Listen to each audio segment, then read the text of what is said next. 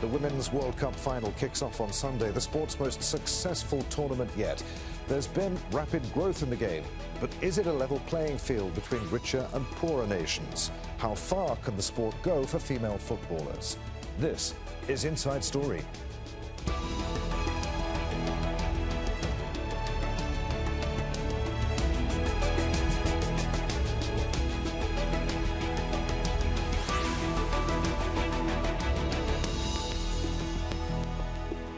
Hello, welcome to the programme. I'm Adrian Finighan. Spain play England on Sunday for the FIFA Women's World Cup after a tournament that's seen record crowds and TV audiences worldwide.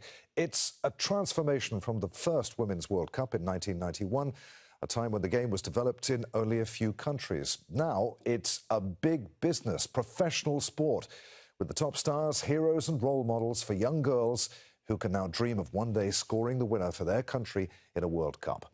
So, what's next for women's football? Can it grow to be as big as the men's game?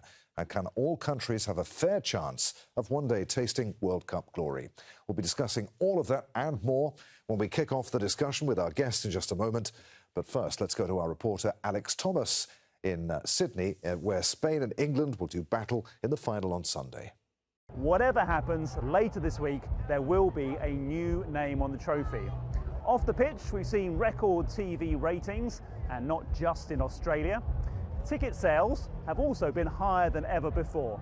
And this event has proved the commercial viability of women's football, if there was any doubt at all in the first hand. The key thing from a business sense is the diversity of the audience, bringing new fans to the sport that would never normally show an interest. And the culture is different to the men's game. Still noisy and passionate, but less toxic and intimidating. Special mention to Colombia's fans, who turned up in impressive numbers and certainly made their presence known. Most experts I've spoken to also say it will inspire other women's sports to try to achieve the same visibility.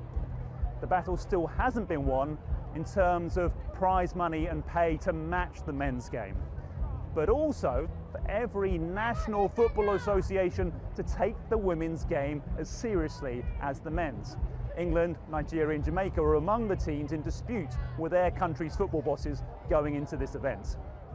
But there's no question there's more positive than negative. Australia and New Zealand welcomed the Worlds, and they showed up. I'm Alex Thomas in Sydney for Inside Story. Well, let's take a quick look at the rapid growth of the Women's World Cup. It's been 32 years since China hosted the first tournament in 1991. Back then, 12 teams qualified. Now, 32 teams have played in Australia and New Zealand. That's 8 more than in the previous tournament in France 4 years ago. More teams have also led to more fans. Ticket sales are set to hit nearly 2 million, bought by fans from 182 countries who've travelled down under to see the games.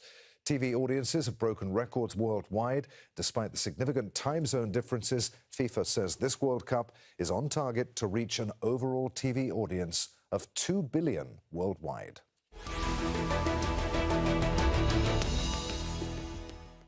Right, let's meet our guests. From Toronto, Canada, we're joined by Shireen Ahmed, a senior contributor with CBC Sports, who's been covering the World Cup. From Kigali, the capital of Rwanda, it's Usher Komugisha, a former professional athlete and sports journalist. And from Sittard in the Netherlands is Farkhunda Muhtaj, who's a professional footballer for the Dutch club Fortuna Sittard in the women's first division. She's also captain of the Afghanistan women's national team. A warm welcome to you all. Shireen, this World Cup has been a huge success by anyone's measure. To what do you attribute that success? I think that we have to give a nod to New Zealand and Australia, co-hosts of this incredible tournament, for really providing a blueprint. This is my third World Cup that I've attended, Women's World Cup, and the country is absolutely in love with women's sport. It is being supported publicly, it's being supported politically, and I think that's the difference, how the game can grow. And they've really offered the world a map on how to be able to do this in a way that's not toxic, and that just provides a lot of excitement for the beautiful game. Usher, it's great to see you. You were here with us in Doha at Al Jazeera for the men's World Cup at the end of 2022. The women's game is growing in popularity worldwide, of course, but I mean, this tournament has been something else, hasn't it?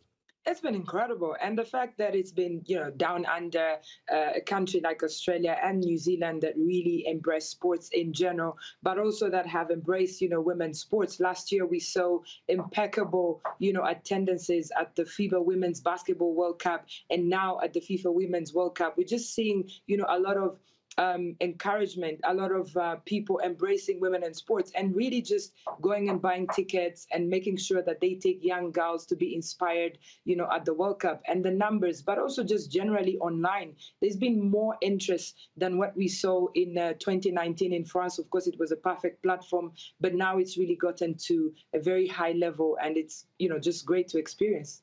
It is indeed. Farkhunda, was this tournament always going to be a success, or do you think something else is at play here? I definitely believe it's a huge success, the tournament, and women's football is definitely headed in a positive direction.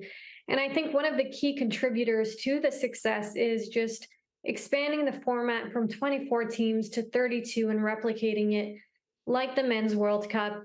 And because of that, we see so many new nations taking part and debuting in this Women's World Cup. And on top of that, the success has been massive and incredible. From the 6 confederations, each confederation has had teams that have won at least one match. So it's definitely very successful and it's headed in a positive direction. You think opening it up to 32 teams was a good thing then? I mean, it's served the game well and hasn't just highlighted the disparity in ability levels between various parts of the world. With the expansion of the World Cup, you see that the teams that deserve to be at the world stage are there, of course, but also other nations that, deserve to develop and grow the women's game and truly show that the Women's World Cup is a global tournament. So regardless of the scoreline, regardless of whether your nation is losing 6-0 today, I think 10 years down the road, it's really going to significantly impact the women's game and only benefit it. Shireen, what have the highlights of this tournament been so far for you, both off the field as well as on it, before we get to talk more about the issues here?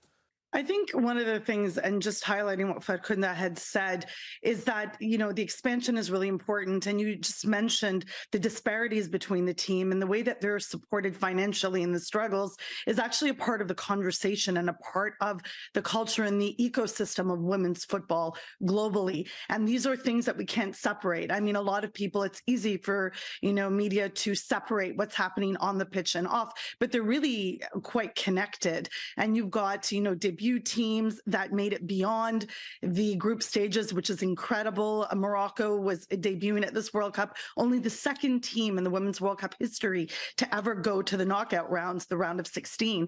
And I think that's really important, and also to have conversations that continue.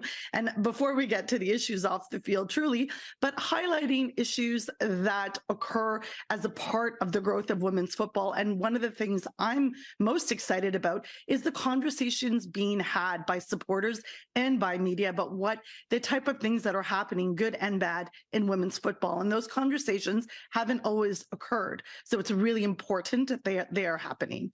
Usher, would you agree with that? And would you agree that opening it up to 32 teams was the right thing to do? Absolutely. I mean, even from an African point of view, now we get to see, new teams that are competing in women's football. In the past, it's always been like Nigeria, Cameroon, Ghana, but just seeing these players going to that stage, debutants like Zambia and Morocco getting into those conversations, playing friendly games in the lead up to the Women's World Cup and saying, okay, we want to see where do we stand, at the global level. So just, we hope also that, if it can continue like this, and maybe FIFA can also have a conversation around saying, okay, for the first time, we've seen 3 African teams leaving the group phase and going to the round of 16. Can we expand the number of slots that the African teams are getting? Because in a continent with 54 countries, getting only 4 slots is not enough. Because what that means is, if this year you have Zambia and then they're not in the top 4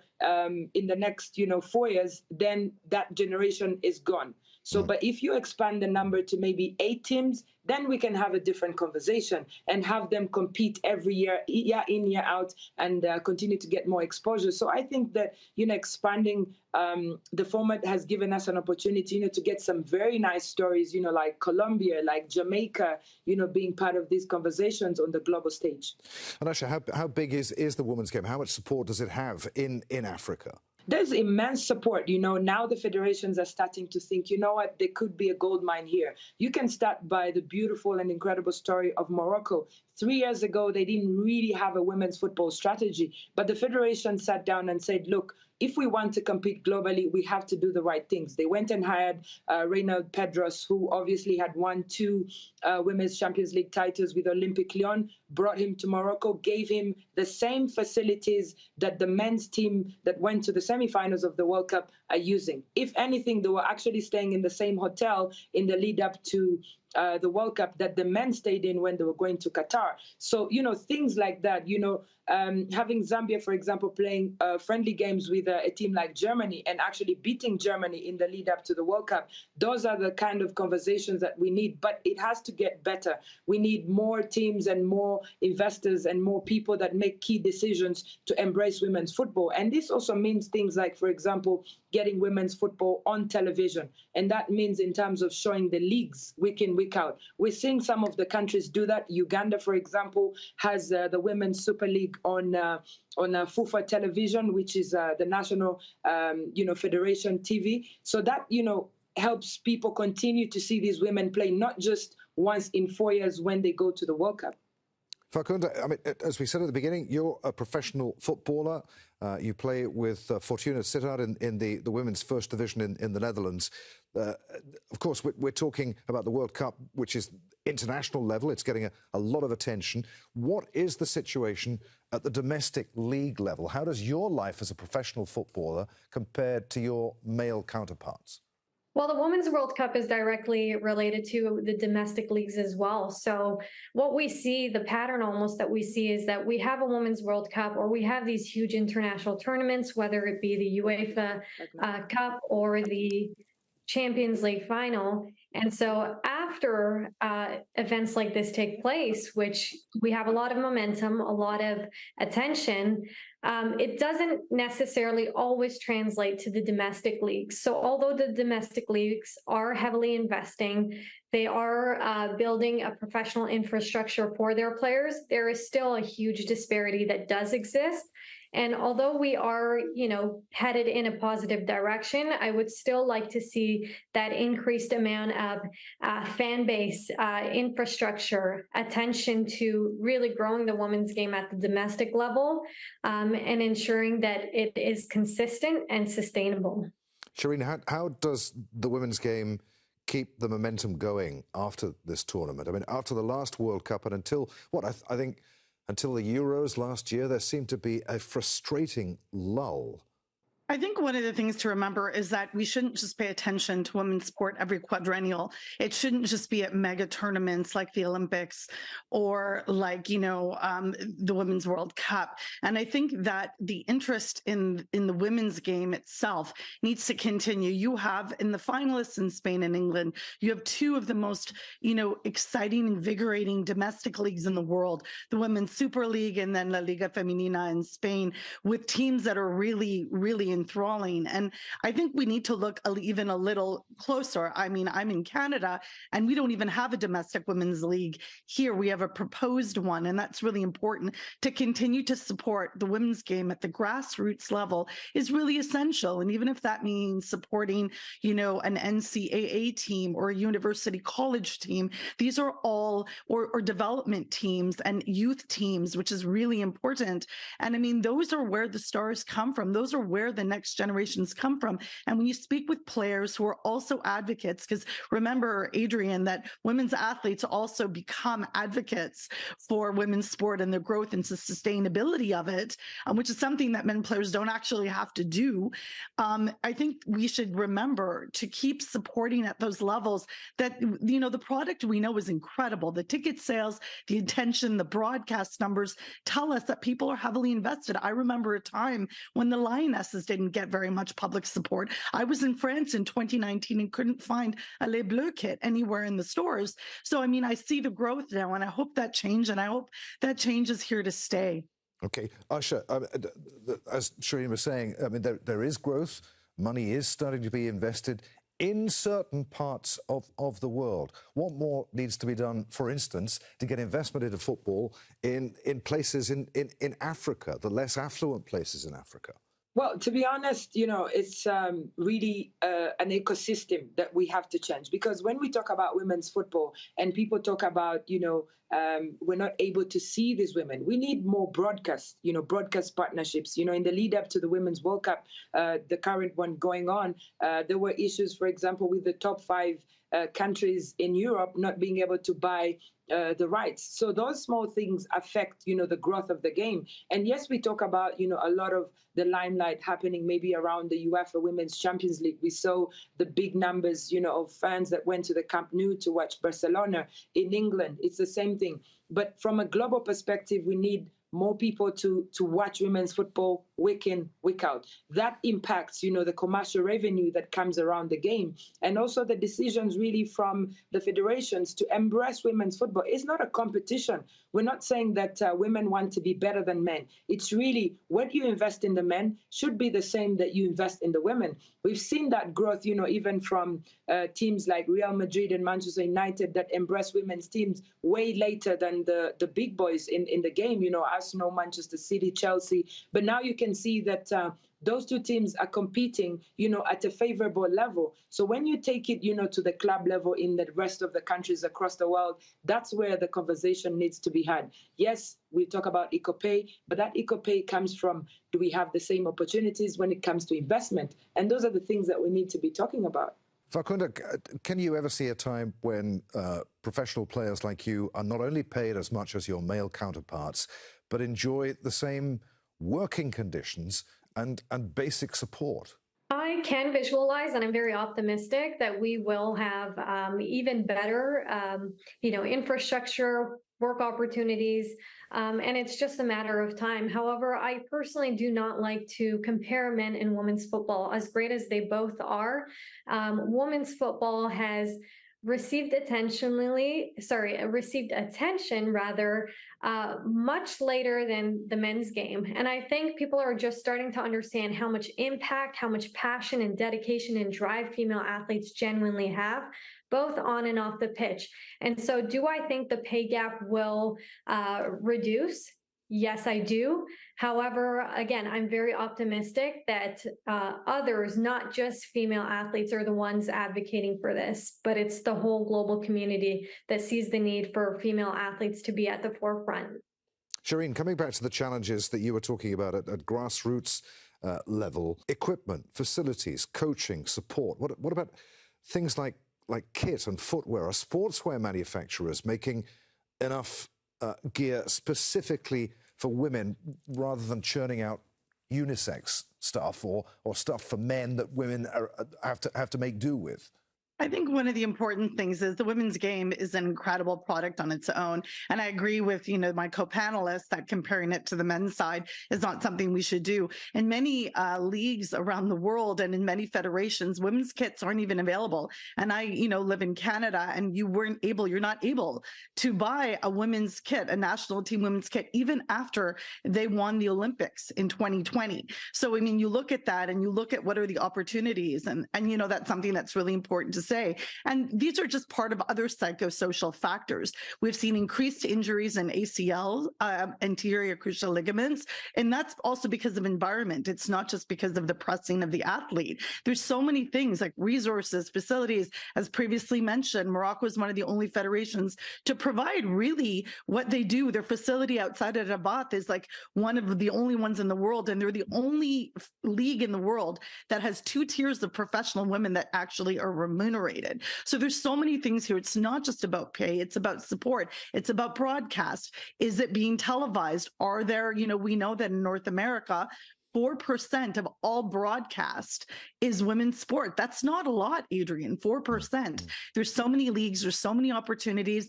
And, people need to keep investing, not just in yes, there's the money numbers, and people will argue that, the product isn't, worth it. Women shouldn't be paid equally, but labor and valuing that labor is extremely important. And we know what the growth, the women's game has skyrocketed, and people are willing to pay. And in Australia, Matilda's jerseys have completely outsold the Socceroos. So that's a country where football may not be the number one sport. It's Aussie rules football, but still the point is that there's a place for this. There's a place for women's football to exist and to thrive. And in terms of the other things, the social issues, political issues around the teams, those are very much an important story. And a quick point I want to make, it's not only countries in the global south considered Africa or Asian or South America that aren't being paid. Canada is very much in a dispute with its own federation. And the US, has previously sued its employer. So I really want to make sure that we understand that not providing resources to women's sport is not just an issue in the global south. Usher, is the game adequately meeting the health needs of women players? I'm thinking in terms of the types of injury that women suffer when they play football as opposed to men, given that much sports science research is focused on the male body and not the female body. Yeah, absolutely. And these are conversations, that are very important for us to have. And thank you for the question, Adrian, because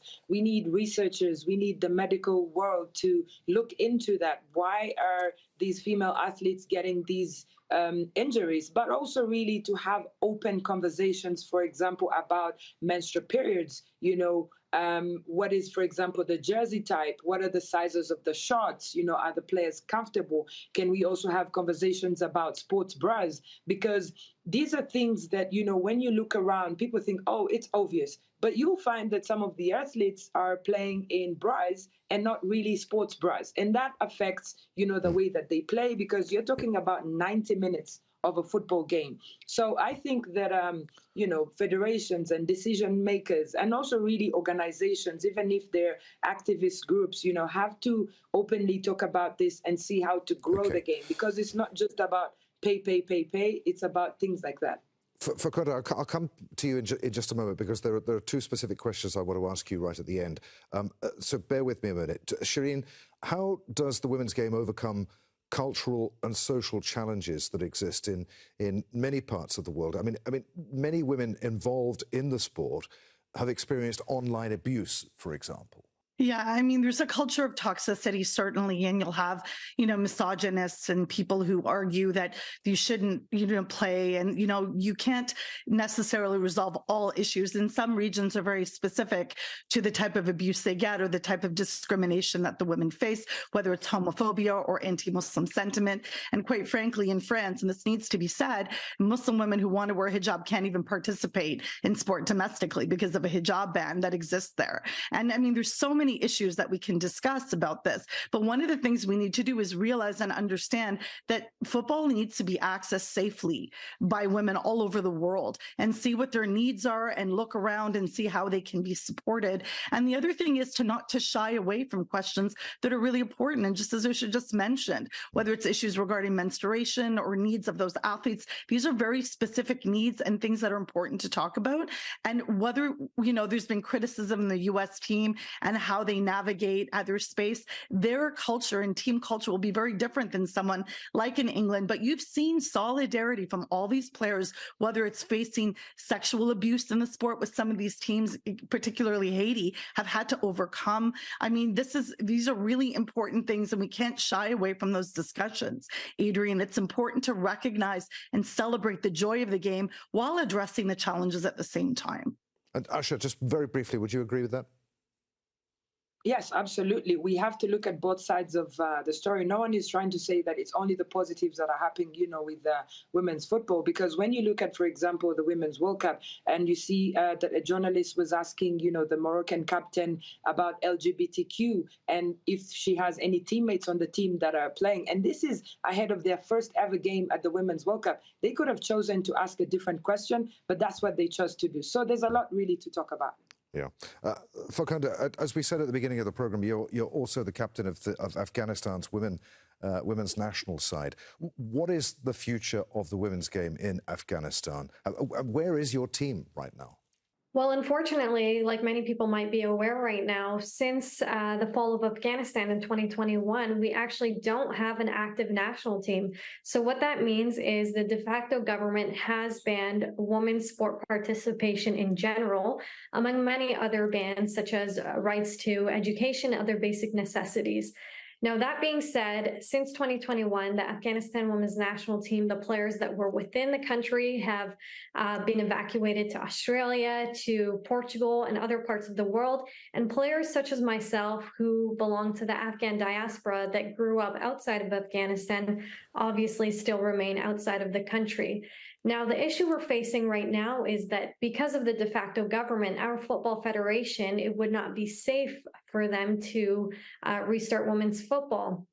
Now, the solution to that would be that FIFA, as the governing body of football, needs to intervene and be able to provide a sustainable plan for us to return to sport in a safe manner and in a way that no one would be affected, and in a way that we can ensure the sustainability of our women's program and show that female athletes and Afghan women are capable. Okay. Now, that is the situation as it remains, and we hope to find a resolution very soon.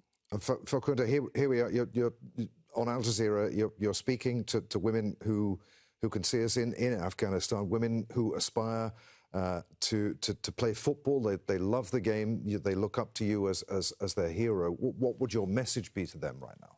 My message is never lose hope. Life is extremely unpredictable, and we've seen it time and time again. And I am optimistic that there are better days ahead. We all have to be in this together, and I think together we will find a solution to the issues that we are facing.